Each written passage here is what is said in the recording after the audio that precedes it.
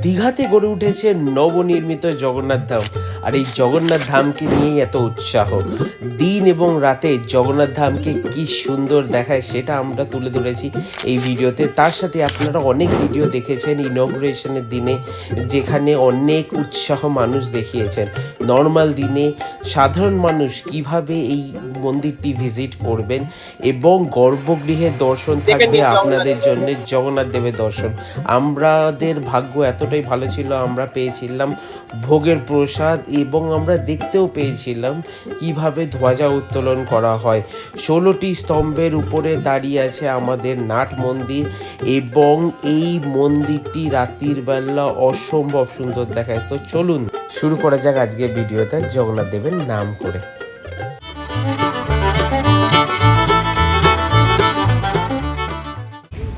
Finally আমরা পৌঁছে গেছি চৈতন্যদ্বারের সামনে।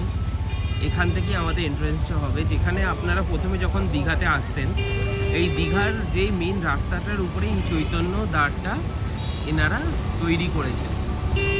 ঠিক আছে, এটা দেখতে এরকম ডালা আর্কেড। এখানে আপনারা কি করতে পারেন, এখানে আপনারা জুতো রাখতে পারেন।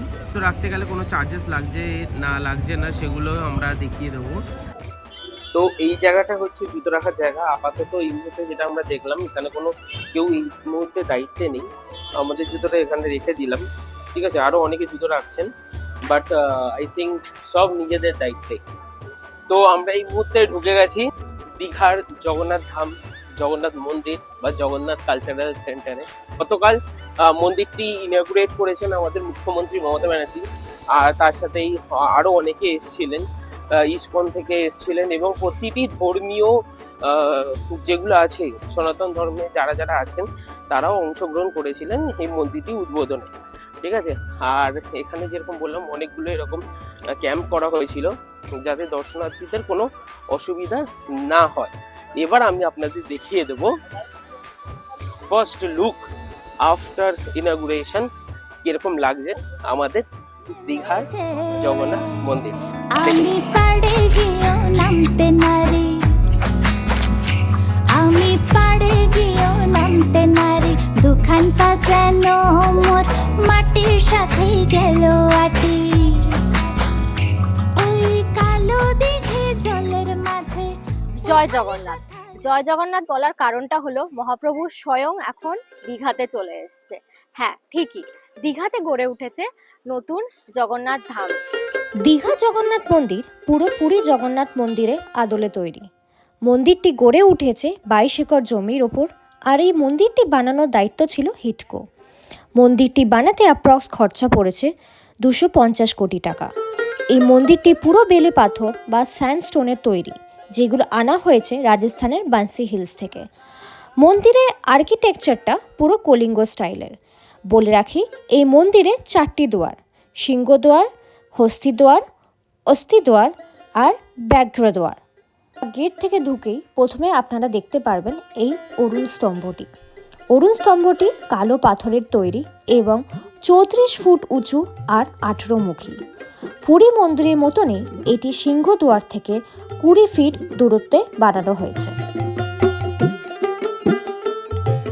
সিংহদ্বারের দুই পাশে আছে সিংহের স্তম্ভ, আর এই সিংহদ্বারের ওপরে আমি যদি একটু জুম করি, আপনারা এমন কারুকার্য দেখতে পাবেন। সিংহদ্বারের বাঁ পাশে আছে 3টে রথ। এই রথগুলি এই বছর রথযাত্রায় বেরোবে। এটি হলো মন্দিরের মেন গেট। আমরা ঢুকেছিলাম গেট নাম্বার 6 দিয়ে। আপনারা যদি চৈতন্য দ্বার বা এই মেন গেট থেকে ঢোকেন, তাহলে ঢুকেই আপনারা দেখতে পারবেন এই দ্বীপস্তম্ভগুলো। এখানে মোটামুটি 612 থেকে 614টা দ্বীপ আছে। যদি একসাথে এগুলো জ্বালানো হয়, আমি আশা করি কি জানি, খুব সুন্দর দেখতে লাগবে। বর্তমানে আমি একদম মন্দিরের পেছনের দিকে আছি। যদি আমি শুরু করি, এটা হলো মন্দিরের মূল মন্দির বা গর্ভগৃহ। ঠিক তারপরেই আছে জগমোহন, তারপরে আছে নাথ মন্দির, তারপরে হলো ভোগ মন্দির, আর একদম সামনের দিকে আছে 2টো প্রবেশ দ্বার।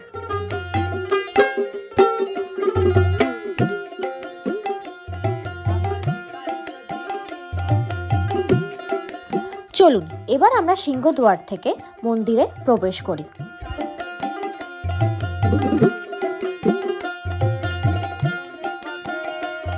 জাস্ট দেখুন কি সুন্দর করে সাজিয়েছে লাইট দিয়ে। আর এদিকে জগন্নাথ দেব একটি কাঠের বেদিতে বসে আছেন। এবার আমরা সিংহদুয়ার থেকে বেরিয়ে অন্য মন্দিরের দিকে যাব।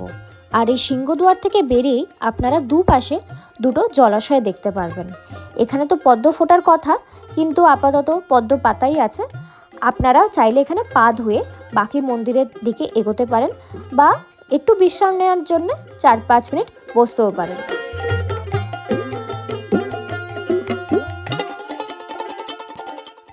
যেমনটা আমি আগে বলেছি, এই মন্দিরটা পুরো কলিঙ্গ স্টাইলে, তাই দেখুন মন্দিরটা কত রকমের কারুকার্য করা। আমি পুষ্করিণীটা আরেকবার দেখিয়ে দিচ্ছি, দেখুন কি সুন্দর। আর এখানে এরকম সিঁড়িও করা আছে, চাইলে কিন্তু একটু পা ভেজানো যায়। এই জায়গাটা পুরো কিন্তু দেখুন, মানে বলে না খুব শুনে, আপনারা আসুন, আসলে বুঝতে পারবেন কতটা সুন্দর করেছে। এই মন্দিরে জগন্নাথ দেবের ভোগের জন্য আছে আলাদা ভোগশালাও। জগন্নাথ দেবের সেবার জন্য থাকবে 56 ভোগের আয়োজন। পুরীতে যেমন খাজাকে প্রসাদ হিসাবে মানা হয়, এখানে থাকবে প্যারা আর গজার আয়োজন। চলুন এবার আমরা ঢুকে যাই ভোগ মন্দিরে। ভোগ মন্দিরে ওঠার জন্য আপনারা দুদিক দিয়ে সিঁড়ি পেয়ে যাবেন। আর এই ভোগ মন্দিরের প্রাচীরে আপনারা দেখতে পাবেন জয় এবং বিজয়ের ছবি। এই জয় এবং বিজয় হলো ভগবান বিষ্ণুর দ্বাররক্ষক। সূর্যর লাইটটা ভোগ মন্দিরে পড়তে এত সুন্দর লাগছে, মানে চোখ ফেরাতে পারছি না। মানে আমি জানি না আমরা কতটা কি ক্যামেরায় ধরতে পারছি, বা আপনারা টিভিতে বা মোবাইলে কতটা কি বুঝতে পারছেন, বাট এতটাই সুন্দর লাগছিল বলার মতন না। ভোগ মন্দিরে এরকম লাইট দিয়ে খুব সুন্দর সাজানো আছে। আর এদিকে হচ্ছে বিষ্ণুদেব অনন্ত শয্যায় আছে, এবং ঠিক তার ওপরে ত্রিদেব আছে, যেটা হলো ব্রহ্মা, বিষ্ণু, মহেশ্বর। পুরোটাই হচ্ছে কোষ্ঠী পাথরের তৈরি।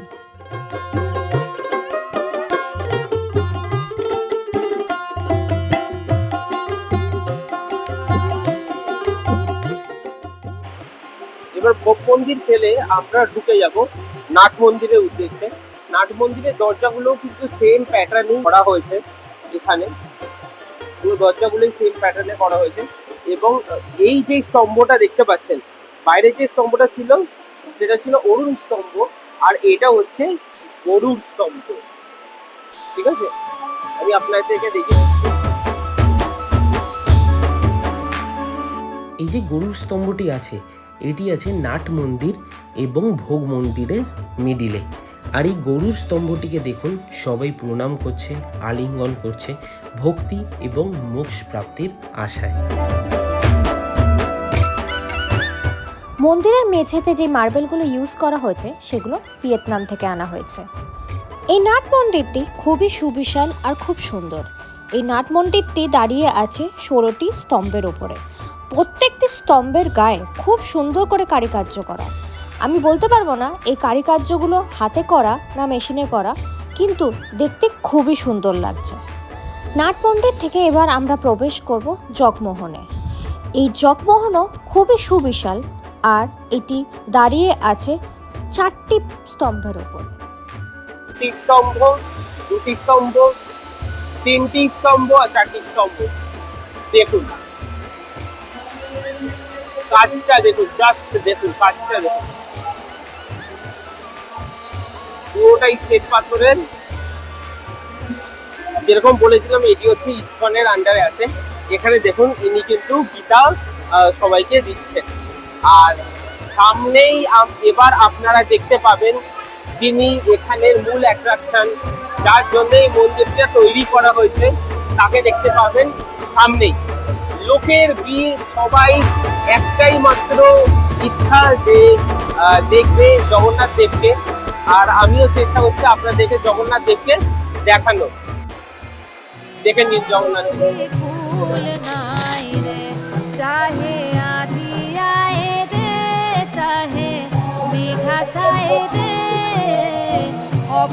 ভালো করে দেখে নিন আপনারা জগন্নাথ দেবকে।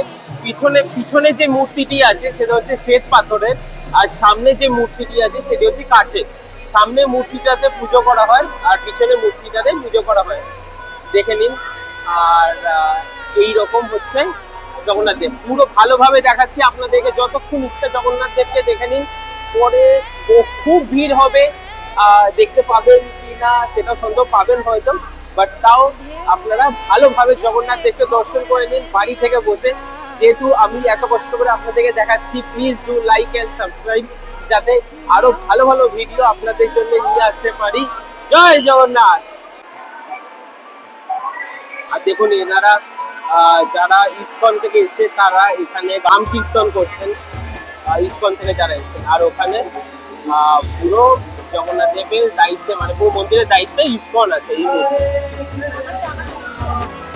শুধুমাত্র জগন্নাথ দেবকে দেখার জন্যে কত লোক দেখুন, আর তার সাথে কত সিকিউরিটি গভর্নমেন্টের তরফ থেকে দেওয়া হয়েছে। চারপাশে দেখুন এখানেও পুলিশ কর্মী আছেন, চারিদিকে পুলিশ কর্মীরা আছেন সিকিউরিটির জন্য, যাতে কোনো অসুবিধা না হয়, কারোর কোনো অসুবিধা না হয়। আর এত লোক শুধুমাত্র জগন্নাথ দেবের জন্য। এই মন্দিরটা দীঘার ইকোনমিকে বুস্ট করবে, নিশ্চয়ই করবে।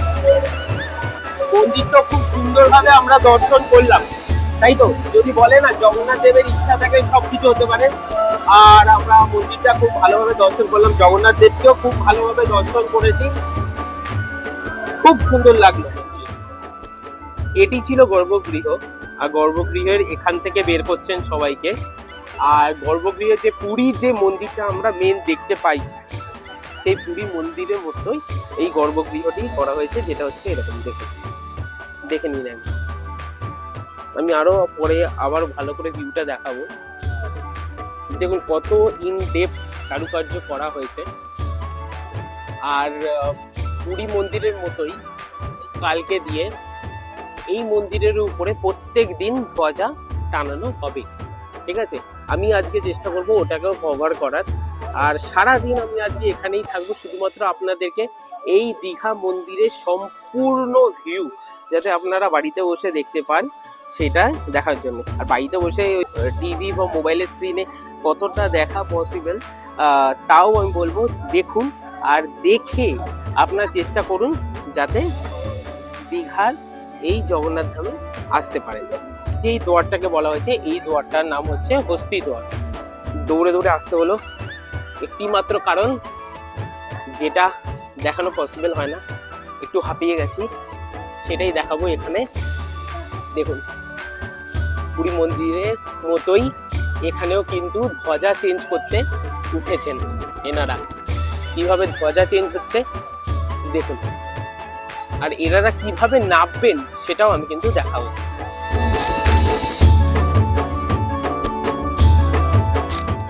আপনাদেরকে এতক্ষণ ধরে দেখালাম কিভাবে ধ্বজাটা উত্তোলন করা হয়েছে। এবারে দেখে নিন এনারা কিভাবে নামছে। ধ্বজা উত্তোলন করে দেওয়ার পরে এনারা ধীরে ধীরে ধীরে ধীরে কিন্তু সিঁড়ি দিয়ে নামছে। দেখুন সূর্যটাকে কতটা সুন্দর লাগছে, আর সূর্যের সাথে সাথেই আমাদের এই নবনির্মিত দীঘার জগন্নাথ ধাম বলুন, জগন্নাথ মন্দির বলুন, বা কালচারাল সেন্টারই বলুন, সুন্দর লাগছে দেখতে।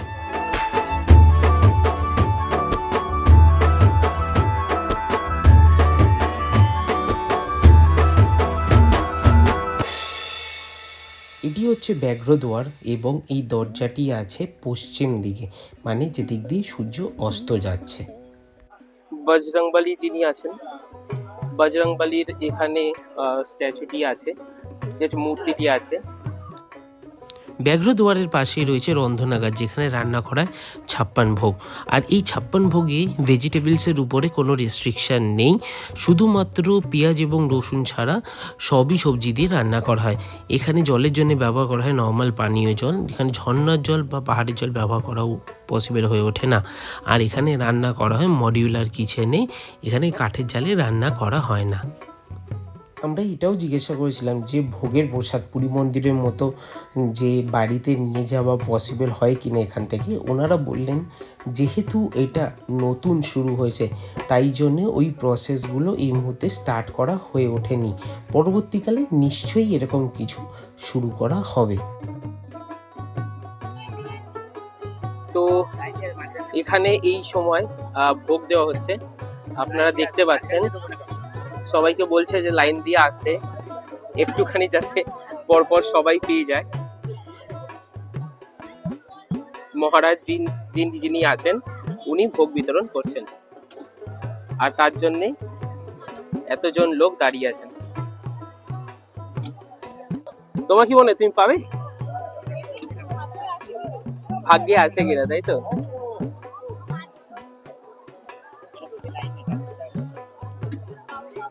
শোভনা, তুমি তোমার হাতে আমার জন্য একটু নিয়ে আসো, আমি তো দেখাচ্ছি।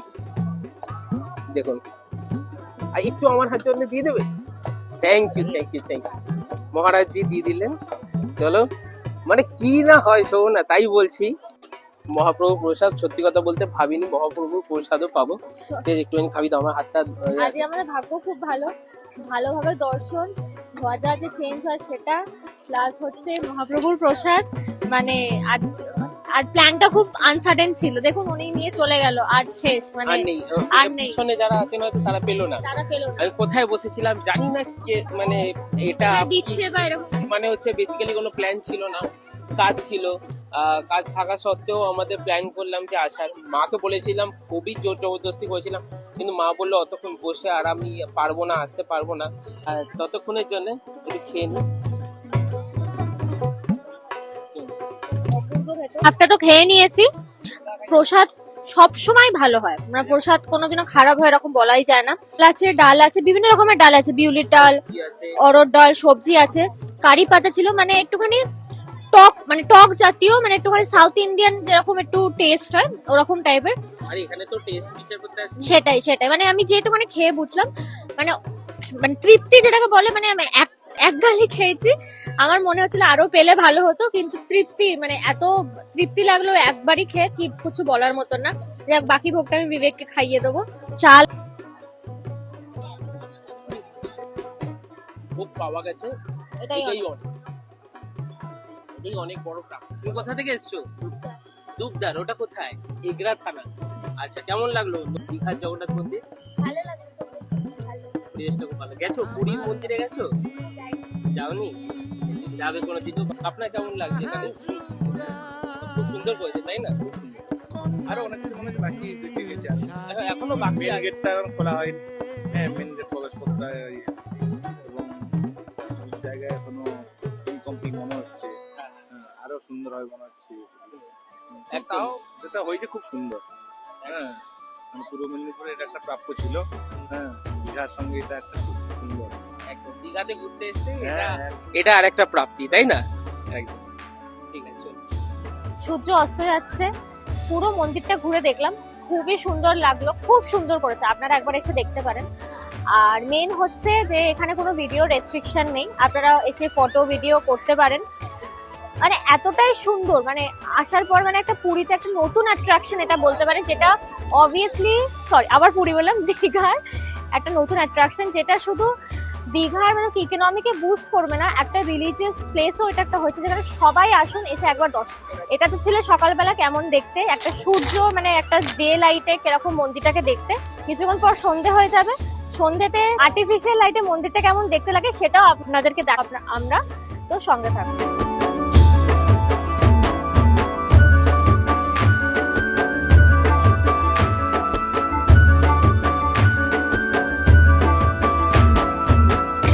রাত্রের দীঘার জগন্নাথ মন্দিরটা কেমন আপনারা একবার নিজেরাই দেখে নিন। সকালবেলাটা তো আপনারা পুরোটাই দেখে নিয়েছেন, যদি না দেখেন, যদি এখান থেকে দেখছেন তাহলে স্কিপ না করে পিছনে গিয়ে একবার দেখে নিন। দেখুন, আমি বলবো রাত্রের দিকে কিন্তু দীঘার জগন্নাথ মন্দিরটা কিন্তু আরো সুন্দর লাগছে, লাইট পুরো জ্বালানোর পরে। বললাম না, রাত্রের দীঘার জগন্নাথ মন্দিরটা কিন্তু দেখতে পুরো একদম আলাদাই লাগবে, কারণ লাইট দিয়ে এত সুন্দর করেছে, দিন হোক বা রাত সব সময় কিন্তু ভালো লাগছে।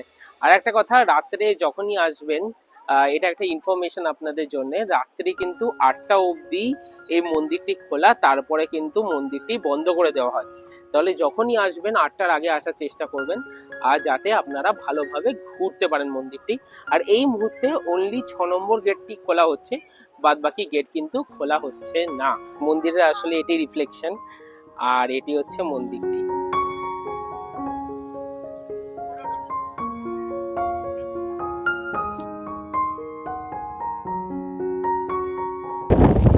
খুব জোরে হাওয়া দিচ্ছে, মানে ঝড়ই উঠেছে বলতে পারেন। আর এই মুহূর্তে আমরা চলে এসেছি জগন্নাথ ঘাটে। জগন্নাথ দেবের যে মন্দির আছে, মন্দিরের অপোজিটেই যেই রাস্তাটা যাচ্ছে ওই রাস্তাটা দিয়েই এই ঘাটটি এনারা নতুন প্রতিস্থাপন করেছেন। কিছু এমার্জেন্সি লাইটের ব্যবস্থা করেছেন যাতে যারা নিচে থাকবেন তারা যাতে দেখে বুঝতে পারেন। এদিক দিয়ে গেলে নিউ দীঘা বিচ, আর এদিক দিয়ে যদি আমরা সোজা চলে যাই তাহলে পড়বে হচ্ছে ওল্ড দীঘা বিচ। পিছনে সমুদ্রের গর্জন, আর তার সাথেই আমরা এই মুহূর্তে চলে এসেছি মাসির বাড়ি। আর মাসির বাড়িতে এই জায়গাটা যেটা আপনারা দেখতে পাচ্ছেন, এই জায়গাটাতে রথ এনে রাখা হবে। আর এখানে সমুদ্রের গর্জন খুবই বেশি। এই রাস্তাটা দিয়ে আমরা এলাম মাসির বাড়িতে, ঠিক আছে। আপনারা ইনফ্যাক্ট রাস্তায় আপনারা সাইনবোর্ডও পাবেন যে মাসির বাড়ি লেখা, ঠিক আছে। এখানে আপনারা স্টপ করে পড়ে নিতে পারেন মন্দির নির্মাণের কাহিনী। এই যে মাসির বাড়ি যেখানে আছে সেখানেই যে এখন যে নতুন যে দীঘার জগন্নাথ ধামটা তৈরি হয়েছে সেটা এখানেই হওয়ার কথা ছিল। কিন্তু আমরা জানি যে যে কোনো একটা বড় মন্দির বা যে কোনো একটা বড় ইনফ্রাস্ট্রাকচার করার আগে অনেক কিছু অ্যানালাইসিস হয়, ঠিক আছে।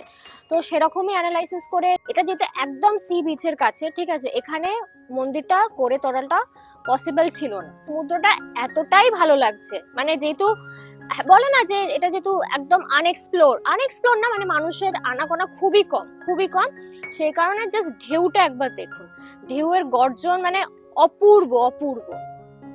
ওই যে ওখান দিয়ে সিঁড়িও করা আছে, আমি বিবেককে বলবো একবার দেখাতে, ওইদিকে সিঁড়িটা দেখো, ওখান থেকে আপনারা নামতেও পারেন। তো চলুন একবার আমরা নেমে দেখি, আসো।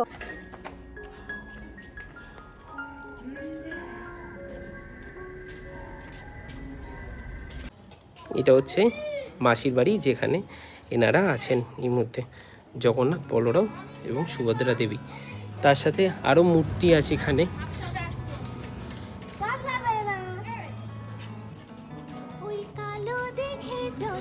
মা কালী। সমুদ্রের গর্জন তো শুনছেনই, জায়গাটা খুবই সুন্দর করেছে। আর এই দেখুন সমুদ্র, মেরিন ড্রাইভের মতো। এটা হচ্ছে একদম পিসির বাড়ির কাছেই, ঠিক আছে। আপনাদেরকে দেখালাম, আপনারা আসবেন, এখানেও আসবেন, শুধুমাত্র জগন্নাথ দেবের মন্দিরের জন্য নয়, এই পিসির বাড়িটা একবার ঘুরে দেখে যাবে। দেখুন এটা হচ্ছে ঘাটটা, আর সমুদ্রের গর্জন এখানে অনেক বেশি। তাই জন্যই মনে হয় এনভায়রনমেন্টাল রেস্ট্রিকশন দেওয়া হয়েছিল, যাতে এখানে ওই মন্দিরটা তৈরি না হয়। এই বলেই শেষ করছি দীঘার জগন্নাথ মন্দিরের ব্লগটি। ভালো লেগে থাকলে please do like and subscribe, যাতে আমরা এরকম আরও অনেক ভিডিও নিয়ে আপনাদের কাছে আসতে পারি। পরবর্তী ভিডিও খুবই তাড়াতাড়ি আসবেন, ততক্ষণের জন্য স্টে টিউন। ভালো থাকবেন, সুস্থ থাকবেন। ধন্যবাদ সবাইকে।